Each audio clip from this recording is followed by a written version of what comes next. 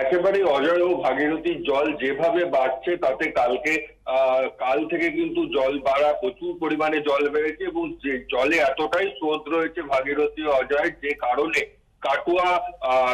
কাটোয়ার যে 4টে ফেরিঘাট রয়েছে, যে 4টে ফেরিঘাটে কিন্তু ফেরি চলাচল বন্ধ করে দিল প্রশাসন।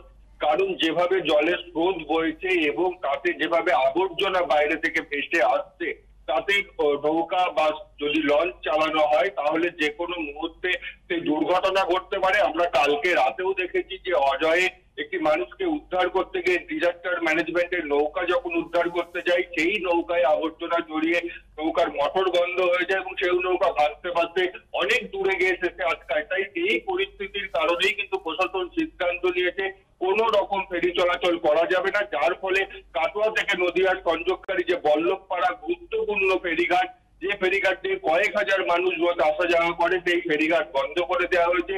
এছাড়া কাটোয়া কেতুগ্রাম ফেরিঘাট, এবং যতক্ষণ প্রশাসন বলছে যে পরিস্থিতি। অনেক ধন্যবাদ রানা তোমাকে।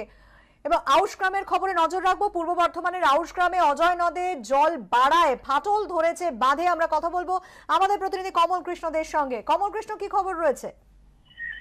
দেখো, ঘটনা যেটা হচ্ছে আউশ গ্রামের খাতলা অঞ্চল, সেই খাতলা অঞ্চলে যে অজয় নদীর যে বাঁধ, সেই বাঁধে হচ্ছে ফাটল ধরেছে এবং ইতিমধ্যেই সেচ দপ্তরের আধিকারিকরা ঘটনাস্থলে গিয়ে পৌঁছেছেন এবং তারা ফাটল মেরামতির চেষ্টা করছেন।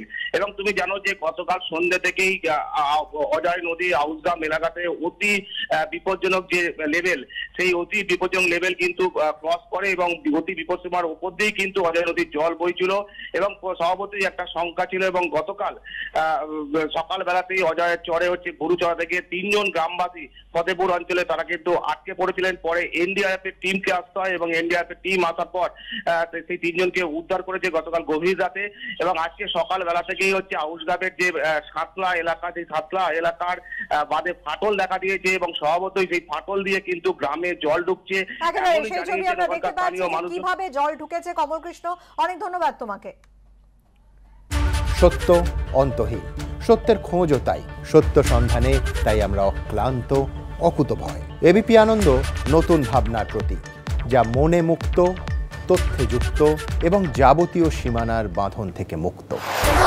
সীমা না শব্দটির মধ্যে লুকিয়ে আছে মানা শব্দটি, যেন চোখ রাঙানি এক অদৃশ্য বেড়াজাল, যা আটকে রাখে আমাদের এক ছোট্ট গণ্ডির মধ্যে। একমাত্র সঠিক খবরই গড়ে তুলবে এক মুক্ত সমাজ। সেই জগৎ গড়ার লক্ষ্যে কোনো সীমানার ঠুকুটি আমরা মানব না। এবিপি আনন্দ এগিয়ে থাকে, এগিয়ে রাখে। সত্য অন্তহীন, সত্যের খোঁজও তাই, সত্য সন্ধানে তাই আমরা অক্লান্ত অকুতভয়। এবিপি আনন্দ নতুন ভাবনার প্রতীক, যা মনে মুক্ত, তথ্যে যুক্ত এবং যাবতীয় সীমানার বাঁধন থেকে মুক্ত।